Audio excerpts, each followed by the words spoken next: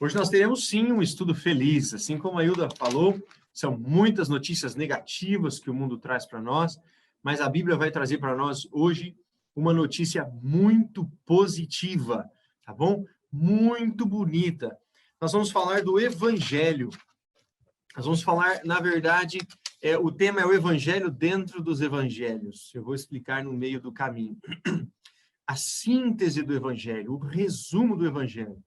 Como Deus ele é maravilhoso e ele apresenta o seu amor por nós de diversas maneiras. Tudo isso para tocar o nosso coração, para que a gente aceite a verdade da tua palavra e volte para os caminhos do Senhor. Então, a síntese do Evangelho é o nosso tema de hoje. Abra sua Bíblia em João 3,16. Nós já lemos esse verso em outras ocasiões. Evangelho de João.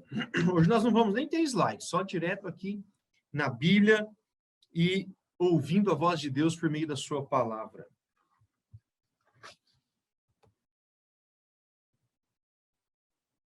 João 3,16. Se tivesse uma pergunta no slide aqui, eu escreveria assim: o que Deus foi capaz de fazer para nos salvar? Olha só, o que Deus foi capaz de fazer para nos salvar? Uma pergunta, uma interrogação no final. São João 3,16 vai responder. Evangelho de João, se alguém quiser ajuda, Simval, se alguém precisar também, só me falar que eu vou auxiliando. Um voluntário para a leitura? Pode ler, Zé? Pode, Márcio. Bom, deixa eu só ver, confirmar aqui. Simval achou? Araci? Só um minutinho, que Araci acho que está encontrando. Encontrou. Deixa eu ver aqui. Então, tá bom. Pode ler, Márcio.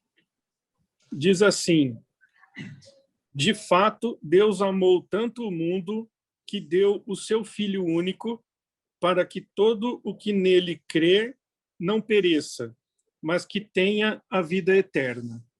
É a resposta da sua pergunta. Exatamente. O que Deus foi capaz de fazer para nos salvar? A resposta é: ele nos amou tanto que deu o seu Filho unigênito para que todo aquele que nele crer, né, não pereça, quer dizer, não sofra a morte eterna, mas tenha a vida eterna. Então, aqui começa dizendo assim: porque Deus amou o mundo.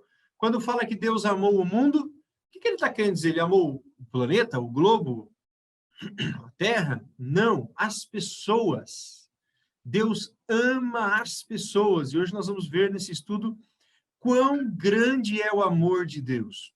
A versão do Márcio fala assim: Deus amou tanto, né? Me parece que é essa expressão que ela usa. A minha fala assim: porque Deus amou o mundo de tal maneira. É a mesma coisa. São expressões para dizer que ele amou muito. O Simval não achou, Simval?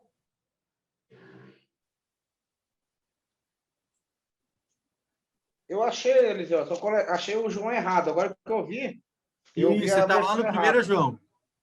Você está nas cartas, lá no finalzinho. Pode ir lá para o Novo Testamento, capítulo 3, verso 16. Eu estava no segundo, por isso que eu estou entrando em contradição aqui.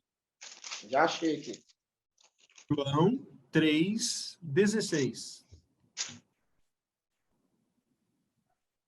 Beleza. Ó, vê se está igual aí. Porque Deus amou o mundo de tal maneira. Está igual? Exato. Porque Deus amou o mundo de tal maneira que deu o seu Filho unigênito, para que todo aquele que nele crê não pereça, mas tenha vida eterna. Aqui está dizendo que Deus enviou o seu Filho ao mundo. Quem falou essa frase? Foi o próprio Jesus. Não foi nenhum profeta, não foi nenhum apóstolo. Jesus estava conversando com um homem chamado Nicodemos. E ele disse: olha, porque Deus amou o mundo de tal maneira que ele enviou o seu Filho ao mundo. Olha, Jesus falando dele mesmo, que ele foi enviado ao mundo por causa do amor do Pai, do amor de Deus por nós. Você seria capaz de dar o seu filho para morrer? Para salvar as pessoas deste mundo? Para salvar pessoas corruptas? Né? Sabe, eu não consigo dizer se eu seria capaz de fazer isso. Muito provavelmente não. né? E eu não Essa tenho uma filha só, eu é tenho muito duas. dura. E não daria nenhuma. Isso é para mostrar quão grande é o amor de Deus, e é isso que isso aqui a Bíblia quer nos mostrar no estudo desta noite. Então, esse versinho 16, de João 3,16, é o resumo, tá bom? A gente considera de toda a Bíblia. É o amor de Deus e ele indo em busca do pecador. Nós vamos perceber que nunca é o pecador quem toma a iniciativa. É sempre Deus que toma a iniciativa de nos salvar. Às vezes você pode pensar, poxa, não, eu estou precisando de Deus, eu vou buscar a Deus. Nós vamos ver hoje que, na verdade, até essa vontade que você sente de buscar a Deus, é Deus quem põe no seu coração. É sempre Deus procurando sempre Deus nos buscando, tá? Dá uma olhadinha agora em João 15, mesmo livro de João, mas no capítulo 15, versos 13 e 14. Esse verso nós também já lemos ele em um outro estudo. João 15, versículos 13 e 14. Márcio, pode ler para nós de novo, Márcio? Posso sim. Diz assim, todo mundo achou? Todo mundo achou? Sim. Sim, não, deixa eu só dar uma olhadinha. Acho que sim. João 15, 13. 13 e 14, né? Isso. Exatamente. Diz assim, ninguém tem amor maior do que aquele que dá a vida pelos seus amigos. Vós sois meus amigos, se fizerdes o que eu vos mando. Muito bem. Observe que o texto diz aqui, Jesus novamente falando, ó, ninguém tem maior amor do que este. Como Jesus fala de amor, né? Por várias vezes Jesus usa a expressão amor, amor, amor. E aqui, ninguém tem maior amor do que esse, do que dar a sua vida em favor dos seus amigos. Então, nós vimos lá em João 3,16, que Deus amou o mundo e enviou o seu Filho. Poxa, mas então foi Deus mandou o Filho morrer assim? Não. O próprio Filho quis vir morrer também e dar a sua vida por nós. É o que diz esse texto. Ninguém tem maior amor do que esse, do que alguém dar a vida pelos seus amigos. Jesus deu a vida por nós. Nossa, estou aqui meio enroscado. E ele nos chama de amigos, tá bom? Ele dá a vida por nós. Tem algum amigo seu que você seria capaz de dar a vida por ele? Bem, eu não sei se você tem algum amigo que você ama tanto assim, tanto. Se você tem algum amigo assim, mas existe um amigo seu que foi capaz de dar a vida por você, tá bom? Jesus. Nós temos que considerar mais este amigo, né? Temos que ter muita consideração. Muitas pessoas, muitas vezes, você pode ter já até mesmo ajudado alguém alguma vez, e esta pessoa não ter demonstrado, às vezes, muita gratidão. É ruim, não é? É chato. Você, às vezes, fazer um esforço para ajudar alguém e não ser reconhecido por isso. Jesus fez tudo, tudo. Ele deu a vida. No auge do seu vigor físico, aos 33 anos de idade, ele decidiu dar a vida para nos salvar. Bom, ele não decidiu só isso, ele decidiu deixar o céu e vir aqui a esta terra. Não para morar numa mansão, mas para nascer numa manjedoura, para morar numa casa simples, de pais simples, viver aqui, andar pelas ruas empoeiradas ali daquela região, tudo isso por amor a nós, certo? Romanos agora, um pouquinho para frente. Romanos capítulo 2, versículo 4. Romanos capítulo 2, versículo 4.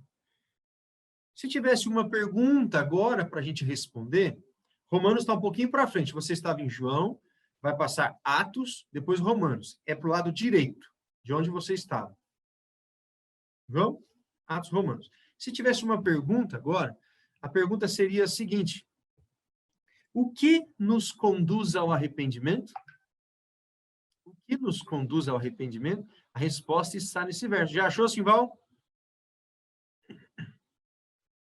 Será que Simval já achou? Já? Romanos, Tá rápido, hein? qual capítulo? Romanos, capítulo 2, versículo 4. Dois. Romanos. Edmê, boa noite, Edmê. Agora que eu te vi.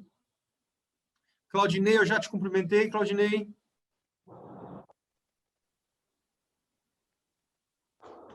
Cadê o Claudinei? Boa noite, Claudinei. Acho que eu não tinha te cumprimentado ainda, né? Araci, achou? Achei. Vou aproveitar o Chiquinho aí, com a voz de locutor, para nós. Tá, pode falar. 2, versículo 4. Pronto? Pronto. Ou será que você despreza a riqueza da bondade de Deus, de sua paciência, a generosidade, desconhecendo que a bondade dele convida você à conversão? Olha que legal. A minha Bíblia diz assim: ou desprezas a riqueza da sua bondade, e tolerância, e longanimidade, ignorando que é a bondade de Deus que te conduz ao arrependimento? A do Chiquinho fala assim: a bondade é que te conduz à conversão. Tá bom? São sinônimos. Então, o que nos leva ao arrependimento ou à conversão? É a bondade de Deus. É Deus quem toca no nosso coração para que a gente se arrependesse. Não fosse isso, não fosse por meio do Espírito Santo, gente, nós jamais iríamos querer nos aproximar de Deus. Nós íamos fugir, tá? Nós íamos querer só viver uma vida dos prazeres mundanos. Mas quando o Espírito Santo começa a morar em nosso coração, quando a gente conhece a bondade de Deus, o amor de Deus, aí começa a mudar alguma coisa dentro de nós, tá? As nossas vontades começam a mudar e a gente começa a focar no lugar correto, que é focar na adoração e na proximidade com Deus. Então, o que nos conduz ao arrependimento? É a bondade de Deus. Não é a minha bondade, não é a sua bondade. Não é o fato do seu coração ser bom, não. É Deus, a bondade de Deus que nos leva ao arrependimento. Quer ver um exemplo? Como que é Deus quem nos procura? Gênesis capítulo 3. Dá uma olhadinha lá no livro de Gênesis, no capítulo 3.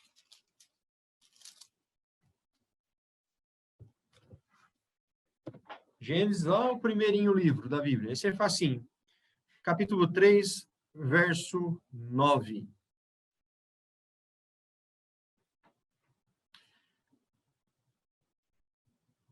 Se aqui tivesse uma pergunta, a pergunta seria assim: quando o homem, Adão, pecou, quem procurou a reconciliação?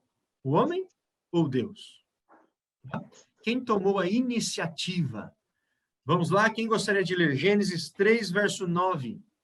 Posso ler, Mas é claro, pode. Javé, Deus chamou o homem, onde você está? Muito bem. Muito obrigado, Simval. Olha como a minha diz. E chamou o Senhor Deus ao homem e lhe disse: onde estás? O Simval fala Javé, é uma expressão para simbolizando Deus também, o Simval, Javé. E chamou o homem: onde estás? Onde você está? O homem pecou e se escondeu no jardim. O homem pensava que conseguiria se esconder de Deus. Olha só que maluquice. O homem sem Deus, ele faz algumas bobeiras, né? O homem achou que Deus vai passar aqui pelo jardim e não vai me ver. E Deus disse: Adão, onde estás? Onde você está? Essa frase aqui é marcante, porque a iniciativa para o reencontro, para a reconciliação, ela é de Deus, tá bom? Nunca parte do homem, em nenhum lugar, sempre parte de Deus. Na verdade, Deus é quem foi o ofendido, mas ele é que se dispõe para fazer a reconciliação. Bonito isso, não é mesmo? Agora nós vamos para o ponto que é o tema do estudo, que é o evangelho dentro dos evangelhos. Nós já vimos um verso que é o resumo dos evangelhos, que é João 3,16, e agora 3 parábolas de Jesus que resumem o evangelho, que estão ali, o evangelho dentro do evangelho. É o evangelho dentro do livro de João. Abra sua Bíblia lá em Lucas, capítulo 15. Os evangelhos de novo, mas agora no capítulo 15. Provavelmente estas sejam as 3 parábolas mais conhecidas de Jesus. E uma delas, sem dúvidas, a mais conhecida. Lucas 15. Evangelho de Lucas, no capítulo 15. Jesus contou uma sequência de parábolas, 3 parábolas, que têm lições muito importantes. A ovelha, moeda. Isso. Estas 3 parábolas são chamadas de o evangelho dentro do evangelho, tá bom? É a grande síntese, como Jesus conseguiu resumir o evangelho, sintetizar o amor de Deus e a busca de Deus pelo homem. Você pensa que foi fácil você sentar nessa cadeira e ouvir a palavra de Deus? Deus te buscou, certo? Deus é quem te buscou e fez você ouvir a palavra de Deus. Deus é quem me buscou, é Ele quem toca no meu coração. Então, vamos lá. Todos acharam? Lucas, capítulo 15. Eu gostaria de um voluntário para ler dos versos 3 até o 7. Eu de posso. Lucas. Pode, Ocimar. Ó, Lucas, capítulo 15, versos 3 até o 7.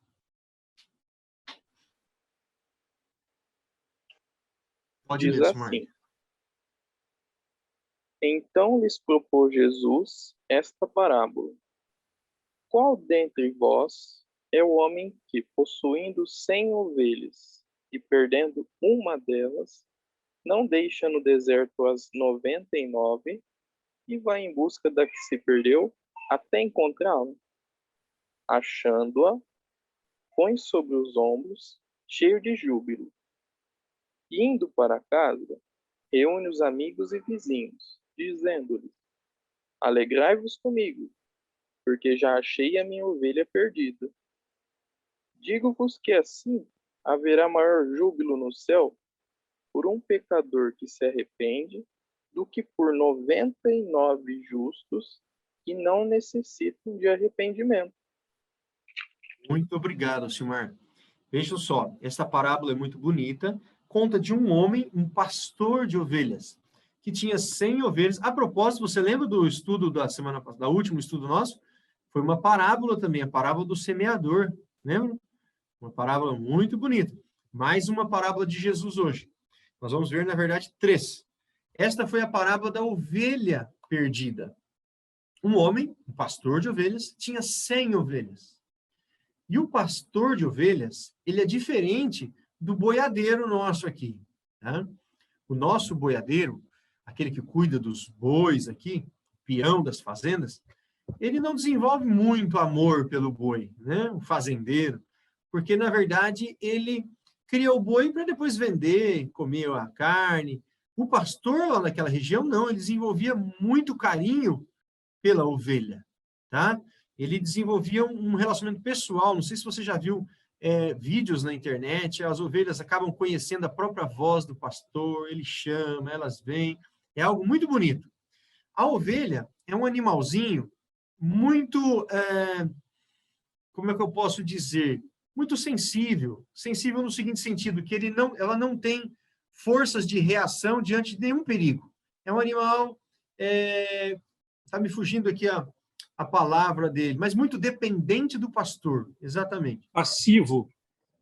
Passivo, Márcio. Olha só, a ovelha não tem grande velocidade para correr, tá? Ela não tem presas para se defender, não tem unhas, ela é de fácil domínio, né? Fácil para domínio. Então, é uma presa fácil para um lobo, para uma onça.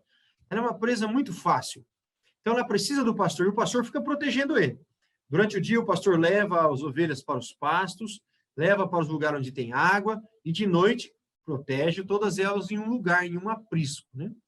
O livro de Salmos, capítulo 23, fala que o Senhor é o pastor. O Senhor é meu pastor e nada me faltará. As ovelhas, esse animalzinho aqui, frágil, sabe quem representa? Representa a mim e a você, não? Por mais que a gente pense que a gente é poderoso, autossuficiente, olha, o meu trabalho é que me Ô, Eliseu, sustenta. o som tá ruim, viu? Não dá para ouvir. Tá ruim para todos o som também? Tá normal aqui para mim, viu, Eliseu? Hildo, pode ser alguma coisa no seu celular aí, tá? Talvez, Hilda, se você quiser tentar sair e entrar novamente, às vezes melhora. Então, a ovelha nos representa, sabe? Por isso que a gente pensa que é suficiente, forte, a nossa riqueza. Na verdade, nós somos frágeis. Longe de Deus, somos presas fáceis para o inimigo, tá? 100 ovelhas. De repente, uma ovelha se perdeu pelo caminho. Se enroscou lá nos arbustos, resolveu ir longe das outras, comeu uma coisinha diferente, mais longe, e se perdeu. E não sabia voltar. Algo interessante das ovelhas é que ela percebe que está perdida, mas ela não sabe voltar, tá? Diferente de um cachorro, né, que marca o lugar, que sabe farejar e volta. A ovelha é frágil, como nós falamos. Mas o pastor, na hora que volta, ele conta as ovelhas e percebe que está faltando uma. Uma só ovelha faltando. E o que ele faz? Ele fala, só está faltando uma, né? Eu tenho 99, já está de noite, eu não vou voltar para procurar só uma. Deixa ela lá. Na verdade, o pastor não faz isso. O pastor sabe que uma noite para a ovelha já é fatal para ela. Ela vai ser presa fácil. Então, ele deixa as 99 e vai em busca da ovelha perdida. E ele a encontra, põe nos seus ombros, diz o texto, olha o carinho que ele tem com essa ovelha, e leva embora a ovelha para casa. Gente, o que representa essa história? O que Jesus está querendo dizer aqui? Você percebe que a ovelha somos nós, Jesus é o pastor. Quem que buscou quem? Quem foi em busca de quem? O Senhor foi em busca da ovelha. Tá bom? É Ele quem nos busca, está mostrando claramente aqui. Depois, no versículo 7, dá uma olhadinha para o verso 7. Digo-vos que assim haverá maior júbilo no céu por um pecador que se arrepende do que por 99 justos que não necessitam de arrependimento. Na verdade, o verso 6 eu queria destacar também. Ele vai para casa, o pastor, quando ele chega com a ovelha, reúne os amigos e faz uma festa. Olha, fiquem alegres comigo, porque essa ovelha estava perdida e eu a recuperei. Olha que coisa interessante. Existe alegria quando um pecador se arrepende e volta. E alegria onde? Alegria no céu, diz o verso 7. Deus se alegra, Jesus se alegra, os anjos se alegram, há uma alegria no céu quando um pecador se arrepende. Olha que coisa legal. Normalmente nós cometemos um pecado, não sei se isso já aconteceu com você, e a gente fica tão chateado que não tem nem vontade de orar, não sabe? Eu estou longe de Deus. Se quer dar alegria para Deus, é voltar, é exatamente se arrepender e voltar para os caminhos do Senhor. Ele se alegra e há alegria no céu, diz o texto, tá bom? Vamos seguir, que tem mais duas parábolas. Alguma dúvida sobre a ovelha perdida? Eliseu, Oi? aqui é o seguinte, só uma dúvida.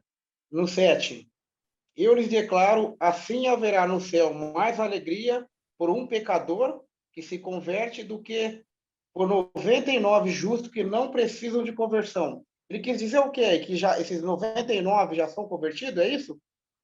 Na verdade, aqui, ele está falando com os fariseus que estavam ouvindo esta parábola, tá? Se você vê o restante anterior aqui, tinha, lá para trás, se a gente lesse, os fariseus e escribas estavam criticando ele, porque ele comia, ele ficava junto com os pecadores. Olha que legal, Jesus, ele não rejeitava ninguém. Tinha aqui uma cerimônia, uma festa, ele ficava junto com as pessoas, Jesus se misturava com as pessoas, ele amava as pessoas. Mas os fariseus criticaram ele, está nos capítulo 1, capítulo 15, verso 1 e 2. Os fariseus criticavam ele, por quê? Os fariseus se achavam os bons, e Jesus está falando, olha, o céu se alegra mais quando um pecador se arrepende do que quando tem 99 que acha que não precisa de arrependimento, que acha, na verdade, que está salvo, entendeu? Foi uma forma de dar uma lição para aqueles homens. Entendi. Então, realmente, é o que eu estava pensando, eles não são convertidos. Eu interpreto assim também, tá bom? Ou também, Sival, podemos também falar, por 99 que já estão salvos, né? Então, há uma alegria quando aquele outro se junta. Só que há um clima ali de crítica a Jesus, quando ele conta essas parábolas. Ele conta essas parábolas para explicar o motivo da sua missão. Tá bom? Vamos lá, verso 8 até o 10. Quem gostaria de ler? Posso ler? Pode. Se uma mulher tem 10 moedas de prata e perde uma, será que não acende uma lâmpada? Varre a casa e procura cuidadosamente até encontrar a moeda. Quando a encontra, reúne amigos e vizinhos para dizer: alegrem-se comigo, eu encontrei a moeda que tinha perdido. Verso 10 10. também? E eu lhes declaro, os anjos de Deus sentem a mesma alegria por um só pecador que se converte. Muito bem. Olha que interessante. Agora é a parábola da dracma perdida. A sua versão, Simval, chama moeda de prata, tá bom? A nossa versão aqui, algumas versões, aqueles que são diferentes da versão do Simval, vai dizer o nome da moeda, que chama dracma, tá? A mulher tinha 10 dracmas, 10 moedas de prata. E, de repente, uma moeda some dentro da casa. E ela, então, revira toda a casa, acende a candeia, diz aqui que é uma luz, varre e procura diligentemente até encontrar. Bem, por que que essas moedas eram importantes? Essas moedas dizem que elas funcionavam como se fosse um dote da mulher, tá? O dote da mulher era uma garantia de subsistência da mulher, até mesmo para o futuro, para a sua velhice. Não existia aposentadoria, viu? Então, ela tinha que ter garantias, fosse um dote ou uma herança, eram moedas importantes para ela. E, de repente, uma dessas moedas se perde. E ela vai em busca da moeda, vai procurar essas moedas, e o texto diz que ela procura de forma diligente até encontrar. Sabe o que quer dizer a palavra diligente? Quer dizer que ela faz de tudo para encontrar a moeda. Novamente, esta mulher representa Deus em busca do homem. Aqui, a moeda perdida somos nós. Depois que encontra a moeda, de novo, o verso 9 faz que ela reúne as amigas e fala: alegre-se comigo, porque eu achei a dracma que estava perdida. O verso 10 fala assim: eu vos afirmo que haverá, de igual modo, júbilo no céu, diante dos anjos, por um pecador que se arrepende. Olha que fantástico. Novamente, Jesus fala da alegria que existe no céu por um pecador que se arrepende. Quero falar algumas coisas. Você acha... Como você acha que... Oi, Márcia. Posso falar uma coisa? Claro! Então, é que eu estou achando muito interessante aqui na minha Bíblia, né? Tem uma observação falando que essas moedas elas eram usadas como um enfeite na cabeça, né? Que representavam as economias das noivas. Então, provavelmente fizessem mesmo parte do seu dote, né? Então, quando eu perdi uma moeda dessa, não era só o valor da moeda que estava em jogo, mas era também como se ela tivesse perdido uma parte perder essa parte do dote, seria algo vergonhoso. Então, é interessante. Olha, né? Muito interessante. Então, tinha um valor financeiro e um valor ali, valor sentimental, porque era parte ali do seu casamento, de todas aquelas coisas, e moral também, né? Então, veja só, como essa moeda era importante. Então, nós vemos aqui que a moeda foi encontrada e, novamente, diz que houve alegria, tá? Alegria, muita alegria. E compara com a alegria que é de quando um pecador se arrepende. Duas coisas importantes que vimos aqui. Ovelha perdida e moeda perdida. A ovelha sabe que está perdida, mas não consegue voltar. A moeda não sabe que está perdida. Depende completamente de ser procurada, tá? Existem pessoas que estão perdidas aí pelo mundo, sabem que estão perdidas, mas não sabem voltar. Não sabem voltar. Precisam aprender. Precisam que alguém seja enviado para ensinar o caminho de volta. Alguns que estão perdidos e sequer sabem que estão perdidos. Então, precisa também de um alerta divino para que ele desperte, tá bom? Vamos lá. Agora, a parábola mais conhecida de todas, chamada de parábola do filho pródigo. Tá? Pródigo quer dizer aquele que gasta tudo, desenfreadamente. Tá? Vamos lá. Quem gostaria de ler? Agora nós vamos lendo por partes. Araci, Sim. Araci, você vai ler para nós os versos 11 até o 13. 11 ao 13? Isso. Sim. Jesus disse também: um homem tinha 2 filhos. O mais novo disse ao pai: pai, me dê a parte da herança que me cabe. Então o pai dividiu os bens entre eles. Poucos dias depois, o filho mais novo juntou tudo e partiu para uma região distante. E aí esbanjou seus bens numa vida desregrada. Quando já Muito tinha... obrigado. É só até aí, Araci. Só até o 13, isso. Aqui, essa parábola, ela já virou até música. Alguém conhece essa música? Uma música de raiz, eu acho que conta essa história, né? Eu conheço. Aqui conta-nos a história de certo homem, tinha 2 filhos. Há alguns que pensam que o personagem principal dessa história é o filho pródigo, mas não é. O personagem principal é o pai. Bom, aqui novamente vai mostrar para nós o drama da busca, o drama do amor, daquele que espera e que ama acima de todas as coisas, que é o pai. Certo homem, diz o texto, tinha 2 filhos. Esse pai, a gente percebe pela leitura, que era um homem de muitos bens. Porque o filho mais novo decidiu perder a parte que lhe cabia, diz aqui, eu quero a parte da minha herança.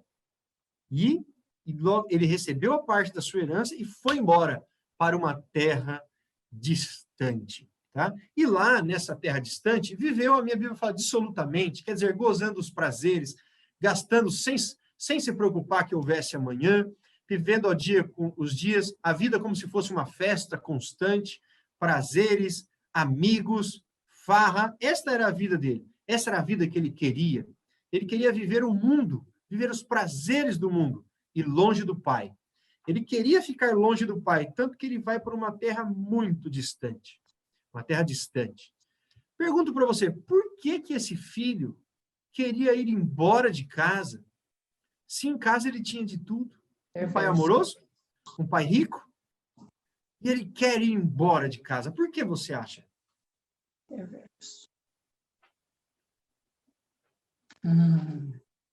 Alguém tem ideia? Porque ele era perverso e ele queria seguir a cabeça dele e não a do pai. Ele achava que com todo o dinheiro da herança que ele ia ter, ele ia viver assim, de festas, de bebedeira, de assim, coisas diferentes do pai. Ia ser livre para fazer o que ele queria. Aí era assim. Gente, olha, essa história já se repetiu em diversas medidas. Quantas Posso vezes... dar minha opinião, Zeto? Pode, Márcio. Deixa eu só concluir esse raciocínio e você já vai falar. Quantos filhos que na adolescência, juventude, briga com os pais, não entendem os conselhos dos pais? Ah, meu pai é bobo, meu pai é ultrapassado. E lá na frente vai perceber, puxa, meu pai é um sábio, eu não valorizei, não é mesmo? Essa história está acontecendo aqui na parábola. Fala, Márcio. Então, é assim, eu penso que o filho, ele se achava autossuficiente já, e que ele poderia caminhar sozinho pela vida, sem o apoio de alguém com mais experiência, ou que lhe desse um suporte por trás, entendeu? Que é o nosso caso, quando a gente abandona o pai, né, do céu. Às vezes a gente quebra a cara por aí, até se arrepender e voltar de novo para a casa dele, né? Como esse filho que se arrependeu, né, de coração, e voltou para o pai pedindo perdão, e foi aquela alegria quando ele chegou, né? Eu acho não que vai para o final, não. Daqui a pouco nós vamos chegar no final. Tá bom, né? Tá só por aí. Fala aí, Simval, por que que esse rapaz queria ir embora de casa? Um pai bom, rico, tinha tudo que ele precisava, conforto, segurança. Ô, Eliselto, inclusive nós já estudamos até isso anterior, né? Que fala sobre os filhos. Geralmente, hoje em dia principalmente, eles querem ter aquela liberdade. Tudo que nós damos para eles, eles acham que é conquista fácil. Então, eles saem para o mundo achando que a facilidade lá fora também não é aquilo que a gente fala. Muitas vezes, no conselho que a gente fala, a gente dá um conselho, se o conselho fosse bom, a gente vendia. E eles não escutam, entra para um ouvido e sai para o outro. É onde eles vão para fora achar que a vida que eles têm aqui é mais fácil e é onde eles quebram a cara. Entendeu? Onde não arrumam um emprego, não arrumam amigos, arrumam muito pelo contrário. Só, principalmente hoje em dia, né? Arruma muito confusão, inimigos. O mundo mundano está aí fora para isso, né? Ainda Verdade, alguns sim. conseguem voltar, né? Alguns ainda, graças a Deus, alguns conseguem voltar e a gente consegue aceitá-los, né? Porque é filhos a gente sempre aceita. Agora, e aqueles que não conseguem, que é mais difícil? Exatamente, Simval. Tocou no ponto aí.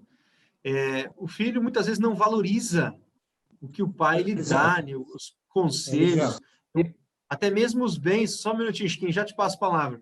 O conforto, acha que veio fácil, né? Esse rapaz achava que os bens do pai veio tudo fácil. Ó, me dá a minha parte. Olha que arrogância, que coisa horrível, né? Fala, Chiquinho. Autoritário. Essa leitura também foi uma passagem na minha vida. E quando você faz alguma coisa, às vezes, muitas coisas erradas, às vezes, na sua vida, e é algo que é o seguinte, já que faz errado, o inimigo vira as costas e te dá risada na tua cara. Igual o evangelho, que eu estou falando, o evangelho. Depois você vai, que nem aquele tipo de cachorrinho abanando o rabo, pedir para Deus para que eu possa me arrepender daquele pecado, certo? E voltar de novo a fazer coisa certa. Então, eu vejo acontecer na minha vida essas coisas. No fim, você faz algumas coisas erradas, depois o inimigo é o seguinte, ele só dá risada na tua cara porque ele mandou você fazer aquilo, você fez, você obedeceu ele. O menino pródigo obedeceu quem aí? O mundão. Ele obedeceu ao mundão. Ele queria só divertir. Depois, seguinte, aí Deus, o pai, né? O pai dele, viu que ele queria reconciliar e aceitou. Então, aconteceu comigo uma vez, fiz alguma coisa errada.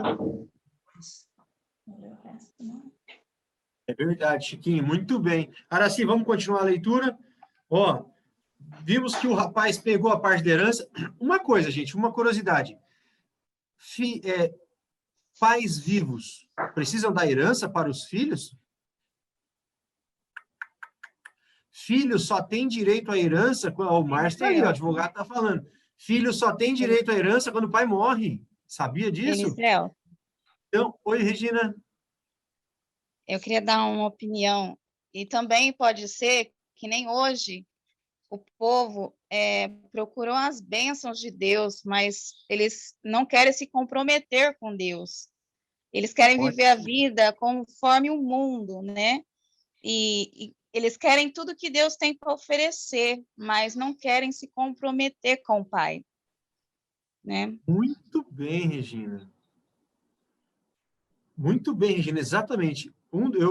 Eu iria falar disso, estava esquecendo, você me lembrou. Um dos motivos dos pais, os filhos se rebelarem com os pais é porque não chega uma hora que não concordam com as regras do pai. A casa do pai, muito embora seja um lugar agradável, tem sustento, proteção, tem as regras da casa, não é verdade?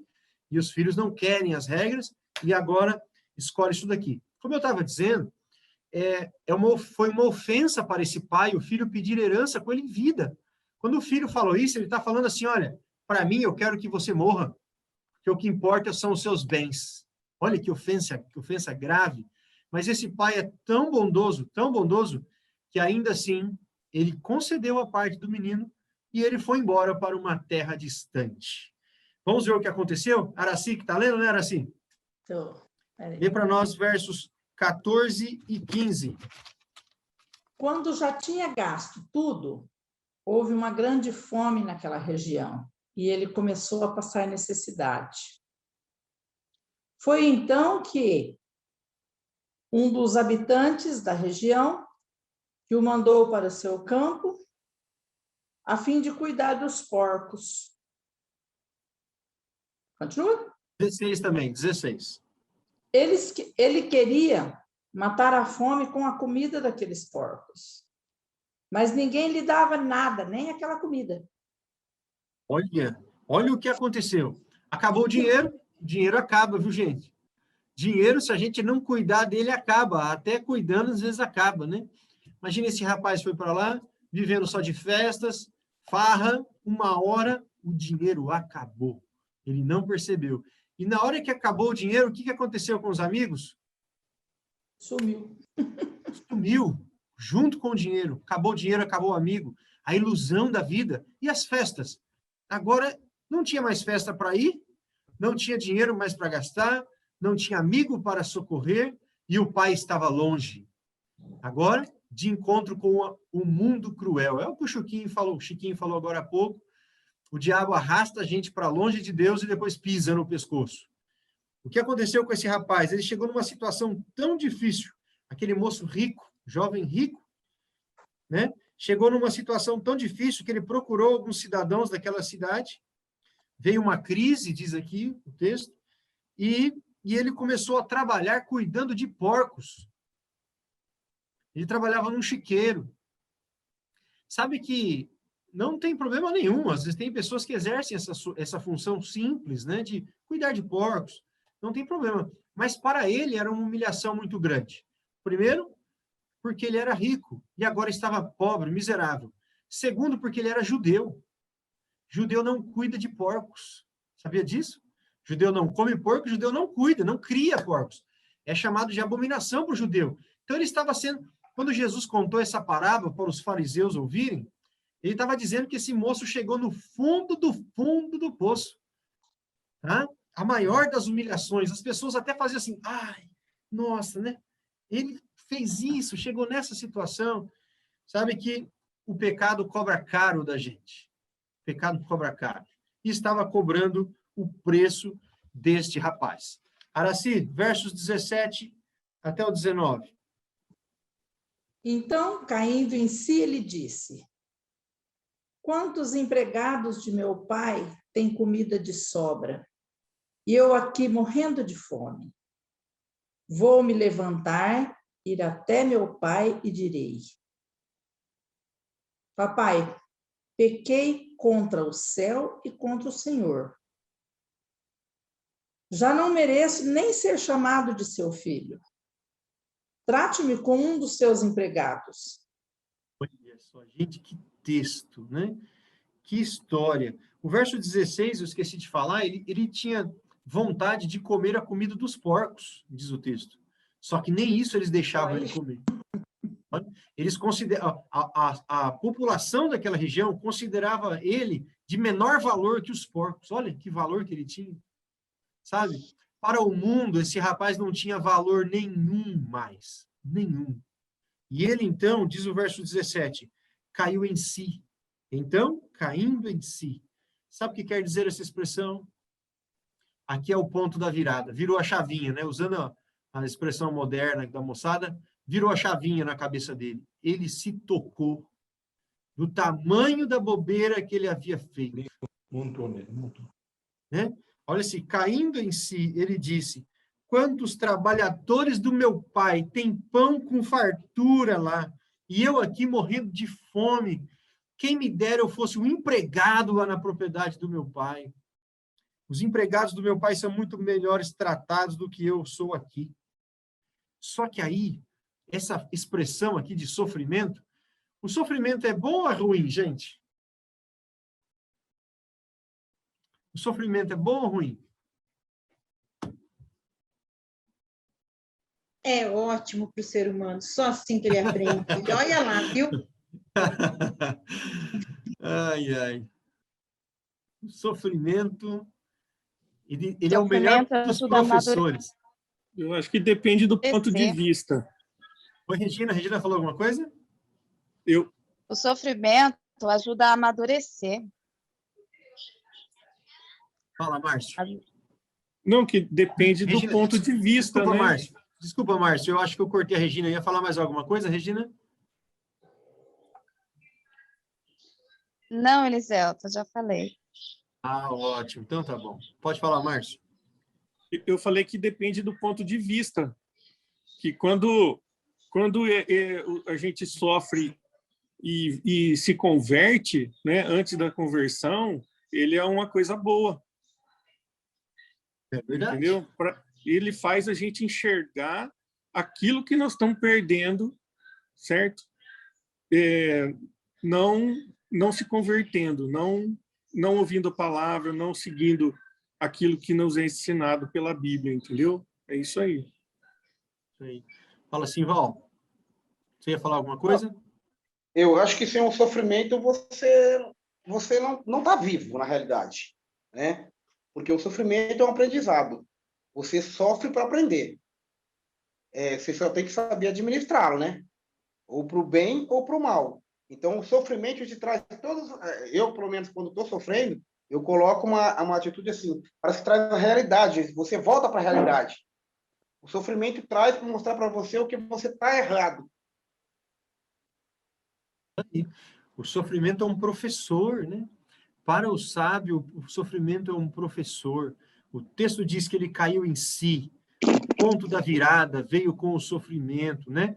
Caiu em si, que não valia a pena ficar longe do pai, que era muito melhor lá com o pai. Ele lembra de tudo. Agora, as regras do meu pai eram proteção, meu pai me tratava bem. Eu quero voltar, mas como que eu vou voltar? Eu ofendi meu pai, eu desejei a morte do meu pai, eu estraguei os bens do meu pai, que meu pai juntou a vida toda e agora destruí. Será que o meu pai vai me aceitar de volta? E ele, então, desenvolve uma tese, tá? Desenvolve uma tese que é assim, ó, eu irei até o meu pai e vou falar para ele, ó, pai, eu pequei contra o Senhor, contra o céu, e eu não sou digno mais de ser seu filho, tá? Mas, por favor, me trate como um dos seus trabalhadores. Me aceite como um dos seus trabalhadores. Aqui ele tinha uma dúvida no coração dele. Ele tinha um sentimento assim, será que o meu pai vai me perdoar? Será que o meu pai vai me aceitar de volta? Não fiz tanta coisa errada, né? Mal sabia ele, que todos os dias, aquele velho pai ia até a porteira da propriedade e ficava olhando para ver se ele via alguém vindo de longe, né? Será que o rapaz está voltando? Mal sabia ele. Araci, leia para nós agora os versos 20, o versículo 20, só o verso 20. Então se levantou e foi ter com seu pai. Ele ainda estava longe quando seu pai o viu. Encheu-se de compaixão e, correndo, lançou-se ao pescoço dele e o beijou com tanta ternura. Muito bem. Que coisa curiosa. Diz aqui o texto que aquele rapaz se levantou. Antes, no verso 19, no verso 18, ele fala assim, ó, levantar-me-ei e irei ter com meu pai. Aqui nós percebemos uma coisa importante, que o homem tem um papel também na conversão, tá? Ele tem que tomar uma decisão. Deus não força. Deus, ele mostra claramente o caminho correto, que é melhor estar com o pai, mas Deus não força. Ele fica assim, esperando de braços abertos, mas o homem tem que dar um passo. Aquele rapaz falou, eu levantar-me-ei. Depois no verso 20 fala, e levantando-se, foi para seu pai. Ele se levantou. O homem também tem que dar um passo de fé em direção ao pai. E diz o texto que aquele rapaz vinha ainda longe. Ninguém, sabe, os moradores das casas lá da roça, quem é esse rapaz que está vindo? Nossa, é um andarilho, como ele se veste mal, deve estar vindo de longe. Muitos nem reconheciam mais aquele jovem barbudo que vinha, pensando que ninguém imaginava que era o dono da fazenda, o filho do dono. Mas o pai, quando olhou de longe, mesmo o moço descabelado, barbudo, com roupas sujas, ele identificou, é o meu filho, é o meu filho. E então, você já imaginou o coração desse pai ao ver esse filho chegando dessa forma, hein? Legal, não é? Olha o que diz o texto. Vinha ele de longe, a Bíblia fala, quando seu pai o avistou. E compadeceu-se dele e saiu correndo na direção do filho. O homem correu pai correu, o abraçou e o beijou. Gente, que coisa mais linda. Coisa mais linda. Alguma vez você já duvidou do amor de Deus? Alguma vez você já duvidou que Deus te ama? Já passou, quem sabe, na sua cabeça, mas será que Deus me ama mesmo? Será que Deus me perdoa? Olha aqui que história que Jesus contou. Quantas histórias ele contou para mostrar isso? Ele mesmo veio ao mundo. Esse filho pródigo aqui somos eu e você. E Deus está falando, pode vir. Eu te amo, né? Vou te abraçar, vou te beijar. E o pai aqui fez mais ainda. Olha o versinho 21 e 22. O filho então lhe disse: Papai, pequei contra o céu e contra o Senhor. Não mereço ser chamado de filho. Mas o pai disse aos seus servos: tragam rápido a melhor túnica e o vistam. Ponham um anel no dedo dele e sandália nos seus pés. Peguem o bezerro gordo. Mais? Quiser ler, pode ler até o versículo 24. Tá. Peguem o bezerro gordo e o matem. Vamos comer e festejar. Porque este meu filho estava morto e voltou a viver. Estava perdido e foi encontrado. E começaram, então, a festejar. Olha que bonito. O menino chegou em casa e quando o pai o abraçou, beijou, o menino começou a falar assim: pai, eu não sou digno de ser chamado teu filho. Sabe?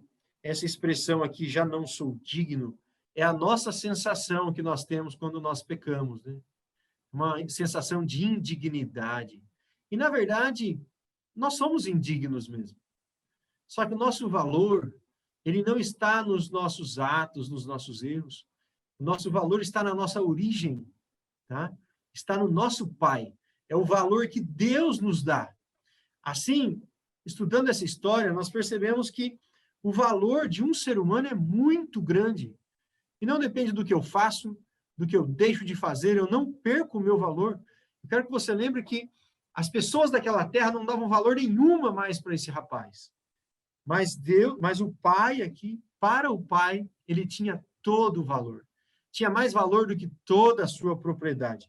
E o pai, então, falou assim, olha, pediu para os funcionários, só lembrando, o filho pediu para ser tratado como um funcionário. O pai falou, não. Tragam roupas novas para ele, coloquem um anel no dedo dele e coloquem as sandálias nos pés dele. Sabe por quê? Isso porque ele estava descalço. Estava descalço. Roupa nova, para ele não ficar com aquelas vestes antigas. Vida nova agora. Filho, esquece aquela vida passada, é roupa nova, vida nova aqui com o pai, tá? Passou tudo aquilo lá. Anel, por quê? Era um anel da família. Você não vai ser um empregado, você é filho. Você recebe o mesmo status anterior. E sandália no pé, porque os empregados andavam descalços. O filho do fazendeiro não andava descalço. Então, não importa o que nós fazemos, não importa o tamanho do erro que cometemos. Se nós nos arrependemos e voltamos, Deus nos trata igualzinho como se não tivesse nada acontecido. O nosso valor não diminui. Você consegue falar um amém aí? Amém, né? Isso é muito bonito. Como Deus pode nos amar tanto. Olha o que a Bíblia está mostrando para nós. Se você tem algum motivo para ficar triste hoje, e nós temos muitos motivos que vem acontecendo, eu quero que você fique feliz por este conhecimento.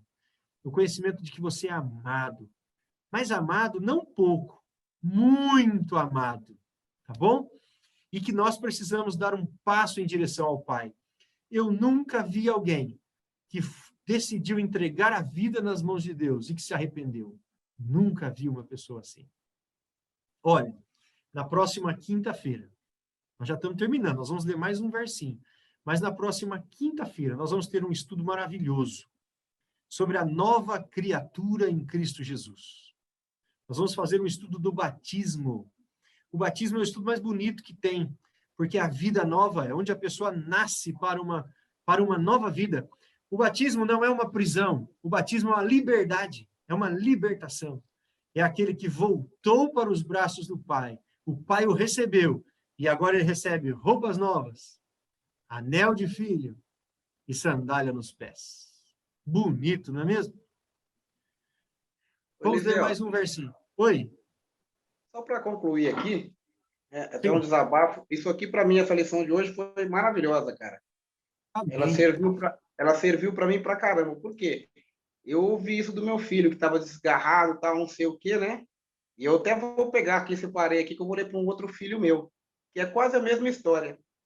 Um filho meu, é muito gostoso quando o filho está desviado, assim, você fala tudo, ele acha, tal, foi morar sozinho, e um dia ele voltou e falou, pai, eu achei que era difícil morar com você. Agora, eu sei o que vocês passavam, por exemplo, quando você pedia para pagar ajuda a pagar uma conta, ou entrar nas regras da casa, vamos dizer assim, né?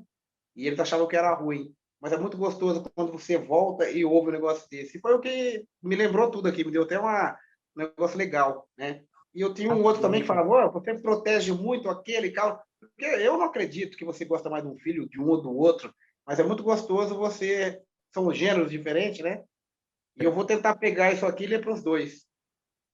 Amém, Sival. Muito bom. E é isso mesmo que nós devemos fazer. Se você conseguir fazer isso, ler a Bíblia com os filhos, isso é bonito demais. Isso vai ficar marcado para eles, viu? Você fazer a leitura com eles. E vamos fazer o último versinho? Alguém queria falar alguma coisa a mais sobre essa história tão bonita? Sival, muito obrigado pelo testemunho, viu? O jeito que você ficou feliz aí com o filho voltou, né? É como Deus fica feliz, né? Quando a gente volta. Muito bonito isso. Alguém me chamou, gente? Não. Então, vamos lá. Último versinho de hoje, está Isaías 49. Qual a pessoa que mais te amou nesse mundo? Que você pode falar, olha, quem mais me amou? Pense em alguém. Isaías 49. Aquele que mais me amou, mas não poupe esforços. Aquele que você acha que mais te amou, assim, que faria de tudo por você. A Márcia falou alguém. Deixa eu ouvir quem é a Márcia. Minha mãe. Oh, minha mãe. A mãezinha não é viva, a Márcia? Não, não é mais. Não é viva. Ela dorme. Gente, dorme, exatamente. Descansa no Senhor. Dorme, está descansando. Olha só. Quem mais te amou? Sabe que se tem algo bonito, é o tal de amor de mãe e filho, né? Minha mãe não está aqui hoje. Eu tenho uma história para contar da minha mãe. Eu tive uma doença muito grave. Eu tive uma doença incurável, gente. Ela chama osteomielite, uma doença que corrói os ossos. E eu passei muitos apuros, foi na minha adolescência isso. E foi um momento tão difícil, mas tão difícil, que nós não conseguíamos vaga no hospital em São Paulo, e minha mãe dormia no hospital, na frente do hospital ali. Muitas vezes eu vi minha mãe chorando, uma vez eu vi minha mãe brigando com o médico, sabe? Por conta da minha internação, do meu tratamento. Ela virou para o meu pai de mim, chega, vamos vender essa casa, vamos resolver todos esses problemas. No Eliselto vale muito mais que tudo isso. Eu lembro como se fosse ontem. O amor de mãe por um filho, né? Mas olha o que a Bíblia diz. Isaías 49, versos 15 e 16. Eu vou ler. Acaso, Isaías, todos acharam, gente? Isaías 49, versos 15 e 16.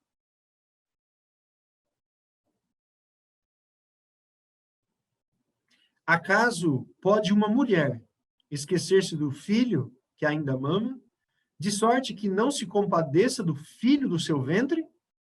Mas ainda que esta viesse a se esquecer dele, eu, todavia, não me esquecerei de ti. Eis que nas palmas das minhas mãos te gravei. Os teus muros estão continuamente perante mim. Observe esse texto no verso 15 que fala assim, olha, por acaso uma mulher pode se esquecer do filho que ainda mama? Sabe? Ele está dizendo que é uma coisa difícil de acontecer. O amor de uma mãe, de uma mulher por um filhinho, por uma criança que está mamando, né? Esse amor tão fantástico, né? A Daniela fala que depois que nasceu as meninas, ela não dormiu mais. vezes eu passo a noite inteira dormindo, eu acordo, você não viu que eu levantei para fazer isso, para fazer aquilo? Eu não vi, né? Mas a mãe parece que é uma coisa diferente, né? E ali está, aqui o texto diz, olha, é difícil uma mãe se esquecer do filho, mas ainda que uma mãe se esqueça de ti, se esqueça do filho, eu não me esquecerei de ti. Sabe o que está dizendo aqui? Deus está fazendo uma comparação do seu amor com o amor das mães, só que ele está colocando o amor dele ainda acima do amor da mãe. Dá para imaginar qual é o tamanho do amor de Deus por nós? E depois, no versículo 16, ele diz, na palma das minhas mãos te gravei. O seu nome está gravado nas minhas mãos. Quando que Jesus gravou os nossos nomes nas suas mãos? Quando ele morreu e teve a sua mão perfurada. Símbolo de amor por nós. Que Deus abençoe você. Eu quero muito que você durma com o coração alegre, leve, sabe? Tendo um pouquinho, sentindo um pouco desse amor de Deus. Porque se a gente passasse a noite inteira... Oi, Regina. Eu queria contar meu testemunho Claro, de vida. Regina. Opa! Uma experiência que eu tive com Deus. Eu, quando era jovem, eu evangelizava, levava a palavra de Deus para muitos jovens, né, com um grupo de jovens. Porém, com o tempo, né, eu arrumei um serviço, comecei a ter amizades, do qual as amizades falavam, você tem que viver, você é jovem, você tem que curtir a vida. E aí eu me senti em desvantagem com os outros jovens e comecei a viver uma vida mundana, né? Comecei a conhecer baladas, bebida. Porém, na época que eu servia a Deus, a gente sempre orava, o pastor orava com os jovens para a gente orar assim, Deus, não importa o que o Senhor faça, mas me traga de volta para o Senhor, se eu sair da tua presença. E com 25 anos de idade, eu engravidei, minha primeira gravidez da minha menina, e essa gravidez foi uma gravidez conturbada. Eu fiquei quase um ano no hospital, né? Eu tive ela com 5 meses. Eu fui por causa de uma infecção, e essa infecção, ela aumentou, se tornou uma sepsemia generalizada. Começou a parar meu rim, parar meus órgãos e chegando ao pulmão. Estava comprometendo a minha respiração. E na noite do qual eu ia ser entubada, ia ser sedada para ser entubada, porque o oxigênio já não estava dando conta, né? Na noite, na madrugada que eu ia ser entubada, eu sonhei que eu estava numa mesa de cirurgia e eu vi 3 pessoas, mas eu não vi o rosto. Elas estavam com vestes brancas. E elas me banhavam na cama. Aí eu acordei e perguntei para a enfermeira por que eles tinham me dado banho naquela madrugada, né? A enfermeira falou, a gente não banhou você. Você deve ter sonhado. E naquela manhã, eu consegui já respirar sem o oxigênio. E aí o médico pediu para mim, para eu subir para o 4º andar, para poder fazer a limpeza do útero, porque ele achou que eu tinha abortado a minha menina. E quando fizeram a cirurgia, a ultrassom, os batimentos dela estavam perfeitos. E aí eu fui acompanhando, eu consegui segurar até os 5 meses e 2 semanas, né? E ela nasceu de 5 meses, eu tive início de eclâmpsia na gestação, porém, tanto eu quanto ela ficou 2 meses na UTI NEO, né? Mas ela foi ganhando peso, e conseguiu, hoje está aqui, vai fazer 9 anos, ela já é uma moça, nasceu com 30 centímetros e 830 gramas. Nossa, olha aí o tamanhozão dela. Amém. Amém. Que e história aí, bonita. depois dessa experiência, eu pus no meu coração de voltar e buscar Deus e viver uma vida com Deus. Eu e toda a minha família. Amém, amém. Eu e a minha casa serviremos ao Senhor, né? Regina, você é um milagre, hein? Você é um milagre. Que bom, né? Como Deus ama a gente. Tive algumas sequelas, mas essas cicatrizes eu olho como a marca que Deus deixou para mim. Olha, não esquece do que eu fiz por você. Mas toda vez que eu me olho no espelho, eu agradeço a Deus por estar viva e por ter ela. Eu tive um menino também, ele ali, ó. Ele foi a Legal, racinha do tacho, e que eu não imaginei legal. que eu ia poder ter mais um filho, mas eu consegui ter. Foi uma gestação mais tranquila, graças a Deus. E hoje eu tenho uma família completa, como eu pedi a Deus. Deus me amou, mesmo eu né, ter abandonado por um tempo a presença dele, mas o amor que ele demonstrou por mim foi enorme. Lindo o seu testemunho. Muito obrigado, viu? Muito obrigado Oi, mesmo. Eliseu. Nós vamos, Oi, vamos Eliseu. concluir com essa sua história. Oi, Hilda. Eu não sei escrever, mas eu quero falar para a Regina, e foi o maior presente desse estudo, Regina. Deus seja louvado, você é muito linda. Eu te Esse admiro estudo, muito. Olha, esse você é o maior estudo falou presente que eu comigo. ganhei nesse estudo. Olha, muito obrigada, viu, por esse testemunho. Você é muito linda. Deus abençoe.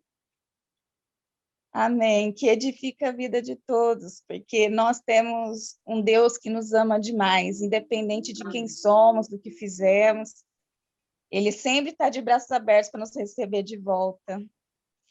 Amém. Gente, se nós passássemos a noite inteira falando do amor de Deus, ainda seria pouco, né? Seria enorme. pouco, porque o amor de Deus é muito maior do que isso. Nós vamos entender melhor ainda quando estivermos no céu, esse tão grande amor de Deus por nós. Vamos fazer a oração? E não perca o estudo de quinta-feira, hein? Vamos orar?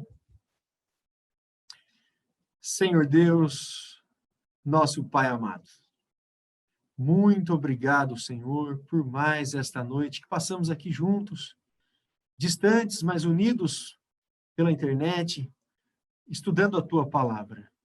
Senhor, muito obrigado porque o Senhor nos ama. Muito obrigado porque o amor do Senhor é tão grande que é até maior do que o amor que a nossa mãe sente por nós. Muito obrigado porque o Senhor sempre nos aceita de volta, nos recebe, nos perdoa, nos lava, Senhor. Muito obrigado, bom Pai, por essa história bonita que a Regina contou. É mais uma demonstração viva do amor do Senhor, do cuidado e do poder do Senhor em favor dos seus filhos. Por favor, bom Pai, abençoa cada pessoa que assistiu esse estudo, também aquelas que ainda irão assistir, que todos nós possamos ter a chama do Evangelho, a semente do Evangelho para plantar em nosso coração e que ela cresça para a Tua honra e para a Tua glória. Dá-nos uma boa noite de descanso. É o que pedimos em nome de Jesus. Amém.